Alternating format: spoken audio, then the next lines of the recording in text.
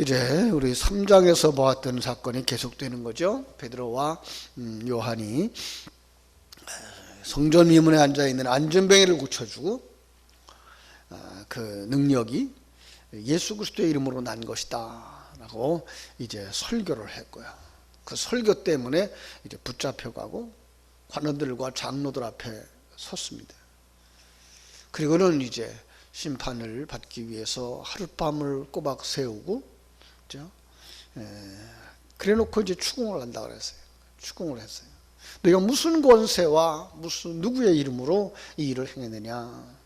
그때 베드로가 성령이 충만해서 소리질러서 말했습니다. 베드로는 성령이 충만한 사람이었고요, 기도하는 사람이었고요, 이 귀한 은혜를 깨달아 안 사람이었죠. 그죠? 베드로에는 달변은 아닐지라도, 학문적이지 않을지라도 그는 너무나 확실한 증거를 가지고 증거합니다. 너희가 예수를 십자가에 못 박은 자들이 아니냐. 그런데 이 예수는 죽은 자들 가운데서 살아났다. 충격이죠. 그들이 지금 의아무야하고 있는 상황이죠. 예수가 살아났다는 소문도 들었고, 무덤이 비었다는 이야기도 들었고, 그런가 하면 예수의 시체를 훔쳐갔다는 이야기도 들었고, 이것이 옳은지 저것이 옳은지 알지 못하는 그런 상황 속에서 그 관원들 앞에, 장로들 앞에 붙잡혀온 그 예수의 제자, 그 제자가 확실하게, 너무나 확실하게 지금 이야기하고 있는 이 이야기를 들을 때 그들은 정말 깜짝 놀랄 수밖에 없었죠. 거기다가 더 정확하게 성경을 가지고 그들에게 적용을 합니다. 건축자들의 버린 돌이 집모퉁이의 머릿돌이 된다고 한 사실이 바로 이거다라고 이야기를 하면서, 다른 이로서는 구원을 받을 수가 없지 않느냐. 다른 이로서는 구원을 받을 수 없다. 자기들은 구원받은 자들이라고 생각하고 있었고, 자기들은 하나님의 복을 받은 사람이라고 생각하고 있었고, 자기들만 하나님의 사랑을 받는 사람이라고 생각하고 있었는데, 자기들은 구원이 없다는 거예요. 예수만 구원받고 예수 믿는 사람들만 구원받는다라고 말할 때 그들은 거기서 충격을 받아야 되죠. 이 설교를 들을 때에 그들이 정말 깜짝 놀랐습니다. 너무나 확실한 증거, 너무나 확신에 찬 태도, 그죠? 이제까지 생각도 하지 못했던 그런 내용들을. 아니, 보통 사람들이라면, 그리고 예수가, 그 선생이 그들 앞에서 그들에 의해서 심판을 받고 로마의 군병들에게 넘겨져서 죽은 지 얼마 되지 아니한 이런 상황 속에서 그 제자들이 그 앞에 오면 벌벌 떨 줄 알았는데, 그들은 너무나 확신에 차 있거든요. 어떻게 돼서 그렇게 가능하죠? 그들이 성령을 받았어요. 그들이 확실한 증거를 가졌어요. 그리고 그들은 깨닫는 은혜, 정말로 성령의 역사로 말미암아 새로운 가치관과 새로운 삶에 대한 사명이 그들 속에 분명해졌기 때문에 그런 거죠. 그렇습니다. 오늘 이 시대를 살아가는 우리 하나님의 사람들이 다 여기에 머물러야 됩니다. 여기까지 이르러야 됩니다. 성령 받은 사람들, 확신에 차 있는 사람들, 신앙의 확신입니다. 정말로 예수 믿기 때문에 내게 구원이 있다라고 하는 확신, 하나님이 이 역사를 주관하고 계신다는 사실, 하나님이 내 삶의 모든 부분 속에서 일하고 계시며 이 모든 것을 통해서 나를 온전한 하나님의 나라, 하나님의 백성으로 만들고 계시다는 이 확신이 있을 때 우리는 어떤 상황이 벌어진다고 할지라도 두려워하지 아니할 것이고, 그 속에서 내가 하나님의 자녀인 것과 그 하나님이, 그 예수님이, 그 성령님이 나와 함께하고 있다는 사실을 인하여서 평안을 누리며, 그리고 증인으로서의 삶을 살아가게 될 줄로 믿습니다. 또 더 나아가서 이렇게 확실한 메시지를 들을 때의 반응들은 어떠해야 된다고요? 분명히 자신들의 죄를 돌이켜볼 수 있어야 되고 회개하는 사람들이 되어줘야 되죠. 설교에 두 가지 사건이 벌어진다고 해서 설교를 들으면 회개하고 돌아오는 역사와 돌을 들어 그를 치려고 하는 역사가 일어난다고 그랬어요. 어느 시대나 마찬가지예요. 바른 설교가 전해지면 회개하는 역사가 일어나야 되죠. 왜요? 우리 속에 아직도 옛사람이 남아있기 때문에 자기를 높이려고 하고 있고 자기를 변호하려고 하고 있고 자기를 주인으로 삼으려고 하는 사람들이 우리 속에 항상 솟아나게 되어 있어요. 이건 역사가 이야기하고 있는 것이고 속에, 성경 속에 있는 인물들이 이야기하고 있는 것이고 성경을 통하여 우리에게 거울로 비춰주시는 하나님의 말씀이 우리에게 가르쳐주는 사실이기 때문에 그래요. 그래서 우리는 정말 하나님의 은혜 앞에 서서 회개하고 주의 말씀으로 돌아가야죠. 거기로 오면 어디 가요? 주의 말씀으로 돌아가면 우리는 자기를 비우고 자기 속에 하나님의 말씀으로 채우는 역사, 성령으로 채우는 역사가 일어나는 거죠. 또 하나의 반응은 뭐라 그랬어요? 거부하고 뛰쳐나가든지 돌을 들어서 설교자를 치려고 하는 사건들이 벌어진다고 하는 거죠. 자, 우리는 어디에 속하여야 될까요? 정말 하나님의 말씀에 은혜 받은 자, 하나님의 택함 받은 자, 그죠? 회개의 자리로 내려가야 되고 십자가 아래로 내려가서 우리가 정말 하나님의 사람으로 만들어져 가야 될 줄로 믿습니다. 오늘 본문은 바로 그 후자에 속한 내용입니다. 자, 13절로 14절 이렇게 말하죠. 그들이 베드로와 요한이 담대하게 말함을 보고 그들을 본래 학문 없는 범인으로 알았다가 이상히 여기며 또 전에 예수와 함께 있던 줄도 알고 또 병 나은 사람이 그들과 함께 서 있는 것을 보고 비난할 말이 없는지라. 공회원들은 사도들이 전문적인 교육을 받지도 못한 사람들로 알았는데 공회 앞에 붙잡혀 와서 좀 두려워하지도 아니하고, 그죠? 자신 있게 변론하는 그 사도들의 태도를 비난할 말이 없었다라는 거예요. 이상하게 여겼다 이 말은요, 탄복했단 말이에요. 어떻게 그렇게 가능하죠? 어떻게 그렇게 가능하죠? 이 얘기죠. 일찍이 예수님께서 말씀하셨죠. 너희의 모든 대적이 능히 대항하거니와 변박할 수 없는 구변과 지혜를 너희에게 주리라. 누가복음 21장 15절 말씀이에요. 그 말씀이 지금 그들 속에 살아나고 있는 거죠. 공회에게 넘겨줄 때 너희들 무엇을 말할까 염려하지 마라. 그 말은 너희들이 말하는 것이 아니라 너희 안에 성령께서 너희가 대답할 말을 주시리라. 이 말씀들이 그대로 이루어지고 있는 거죠. 그래서 자기들이 변론하면서 자기들 스스로도 놀라죠. 내 속에서 이렇게 말할 수 있는 정리되어진 복음이 있다는 거. 이 성도들이 이래야 되는 거죠. 성도들은 어떤 자리에 있어도 어떤 형편에 있어도 그 복음이 정리되어져 있어야 되고 그 복음으로 말미암아서 강하고 담대한 자들이 되어져야 하는 거예요. 그들이 어찌할 바 알지 못하죠. 그죠?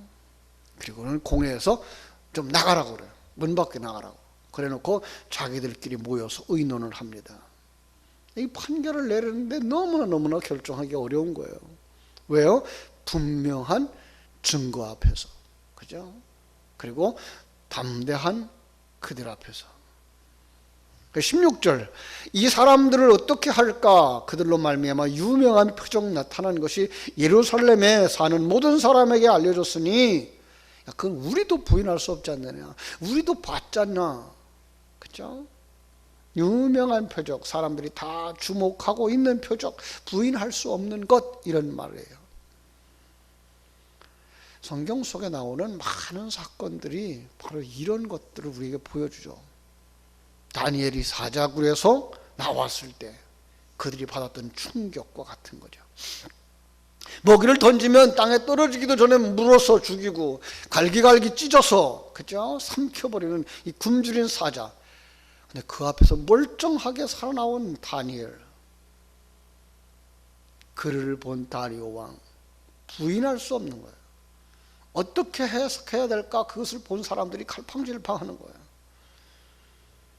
예수의 이름을 전한다고 처벌하자니 사람들이 지켜보고 있고, 그들의 눈에는 지금 하나님이 어떻게 이 사건을 보시는가, 하나님이 우리를 어떻게 보실까에 관심이 없는 게 아니라 사람들이 여기에 있어요. 이게 불신자들이죠. 그들은 신자라고 말하고 있지만 이건 불신자들의 상태인 거죠. 종교인의 상태인 거예요. 우리의 삶의 중심은 하나님 앞에서, 그렇죠? 그러니까 사람들이 두려운 것이 아니라 하나님이 두려워해야 될 사람들이, 하나님을 두려워해야 될 사람들인 거죠. 그렇죠? 그러니까 하나님의 일하심의 모습을 보여야 되는 거예요. 앞에 선 사람들, 하나님 앞에 선 사람들. 그들은 그게 하나님을 안 보이고 지금 병자를 보고 병자가 낳은 그 안진뱅이가 일어난 사건을 보고 모여있는 사람들만 그 눈만 기억하고 있는 거예요. 그들이 두려운 거예요. 여러분, 우리의 신앙은 어디에 있습니까? 오직 믿음, 오직 은혜, 오직 성경, 오직 하나님께 영광. 이게 종교개혁 주일에 루터가 주장했던 내용 아닙니까? 우리가 되새겼던 내용이고요. 여기서부터 하나님께 영광 돌리는 신앙이 나오는 거죠. 그들이 하나님의 그 앞에서 기가 죽었습니다.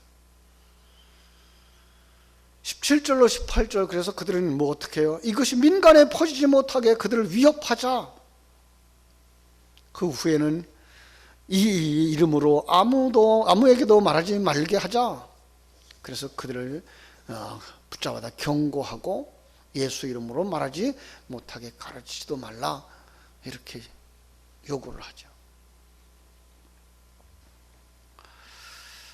참 그냥 위협만 해서, 협박만 해서 민간에 더 퍼지지 못하게 하고 내보내자는 거죠. 이 사건을 지금 어떻게 하자면 밀란이라도 일어날까 봐 걱정스러운 거죠. 그런데 사도들을 보십시오. 대조를 이루고 있어요. 베드로와 요한이 19절 어떻게 하죠? 하나님 앞에서 너희 말을 듣는 것이 하나님의 말씀 듣는 것보다 옳은가 판단하라. 사람의 말과 하나님의 말씀을 대조하고 있어요. 여러분, 사람의 말이 더 중요합니까? 하나님의 말씀이 더 중요합니까? 하나님의 말씀은 생명이고 사람의 말씀은 이 땅에 살아가는 날 동안만 우리를 어떻게 할 수 있는 말입니다. 하나님의 말씀은 영원한 세계까지도 이어지는 말씀입니다. 그 말씀에 순종하면 천국에서 영원히 살 것이고, 그 말씀에 불순종하면 지옥에서 영원히 살 것입니다. 어느 걸 택해야 됩니까?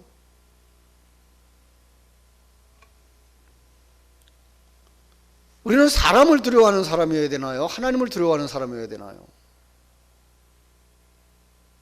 참 우리는요, 정말 우리에게 신앙이 있다, 하나님이 우리와 함께 하신다, 하나님 말씀 듣는다 그러면서 하나님을 두려워하지 아니하고요, 사람들을 두려워하는 경우가 왕왕 있죠. 하나님 앞에 두려워할 줄 알아야죠. 하나님이 어떻게 생각하실까? 이렇게 하는 것이 하나님을 기쁘시게 하는 것일까? 사람을 기쁘게 하는 것일까?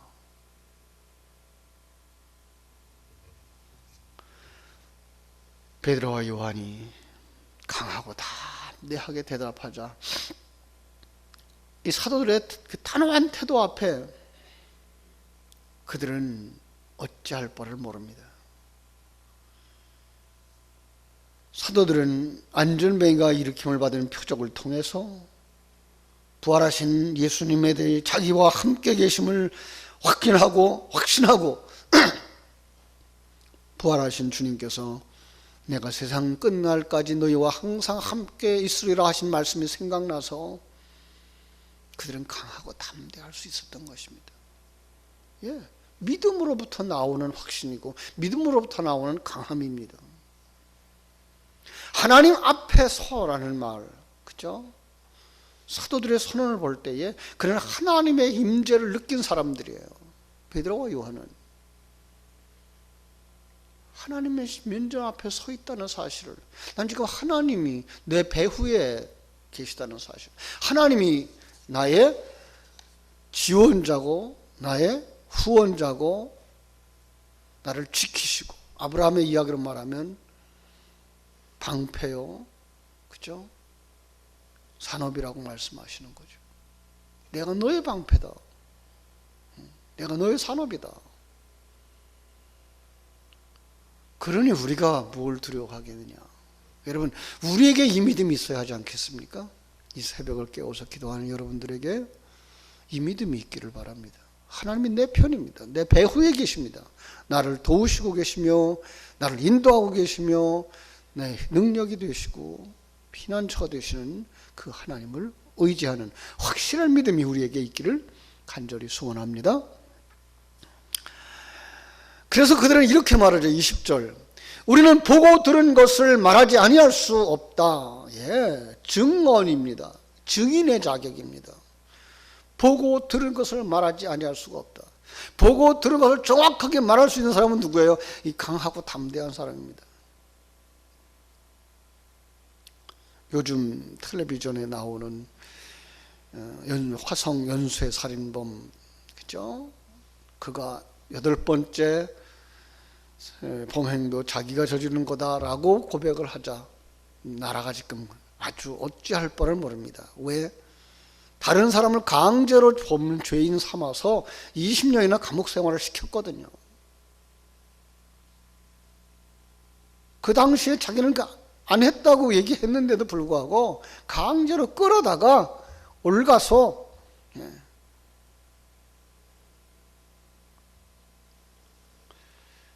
여러분, 정말로 우리는 하나님 앞에 사는 사람이어야 정확하게 말할 수 있고 확신을 가지고 말할 수가 있는 겁니다.